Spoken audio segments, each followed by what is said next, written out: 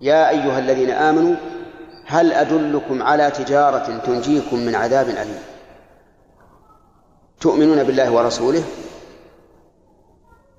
وتجاهدون في سبيل الله بأموالكم وأنفسكم ذلكم خير لكم إن كنتم تعلمون يغفر لكم ذنوبكم ويدخلكم جنات تجري من تحتها الأنهار تنجي من العذاب ويغفر الله بها الذنوب ويدخل بها الجنات جنات عدن أي جنات إقامة ومساكن طيبة في جنات عدن مساكن طيبة في بنايتها وفي مادة البناء.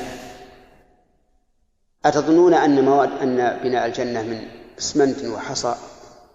لا، كما قال النبي عليه الصلاة والسلام جنتان من ذهب آنيتهما وما فيهما وجنتان من فضة آنيتهما وما فيهما.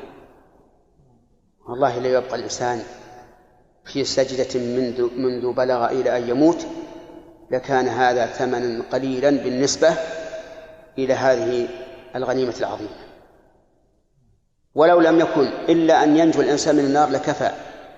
أحيانا الإنسان يفكر يقول ليتني لم أولد أو يكفيني أن أنجو من النار، وها هو عمر بن الخطاب رضي الله عنه يقول ليتني شجرة تعضد ليت أمي لم تلدني. يعني الإنسان يخاف، قد يظن أنه آمن الآن لأنه يصلي ويصوم ويتصدق ويحج ويبر الوالدين وما أشبه ذلك، لكن قد يكون في قلبه نسأل الله السلامة والعافية حسيكة تؤدي إلى سوء الخاتمة والعياذ بالله، كما قال النبي صلى الله عليه وسلم إن أحدكم لا يعمل بعمل أهل الجنة حتى ما يكون بينه وبينها إلا ذراع، يعني مدة قريبة لموته، ما هو بالله ذراع في العمل لأن عمله كله هباء، هو يعمل بعمل أهل الجنة فيما يبدو للناس وهو من أهل النار كما جاء في الحديث الصحيح. لكن قوله حتى ما يكون بينه وبينها إلا ذراع ليس معناه أن عمله أوصله إلى قريب من الجنة، لا، المعنى حتى لا يبقى عليه إلا مدة قليلة في الحياة ثم يعمل بعمل أهل النار فيدخلها.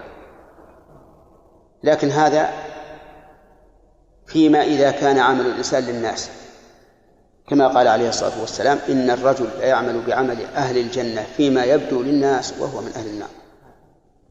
الإنسان إذا مر على مثل هذه النصوص يخاف على نفسه، يخاف من الرياء، يخاف من العجب، يخاف من الإدلال على الله بعمله. فنسأل الله تعالى أن يحمينا وإياكم من سيئات أعمالنا. اللهم إنا نعوذ بك من شرور أنفسنا ومن سيئات أعمالنا ونستغفرك ونتوب إليك.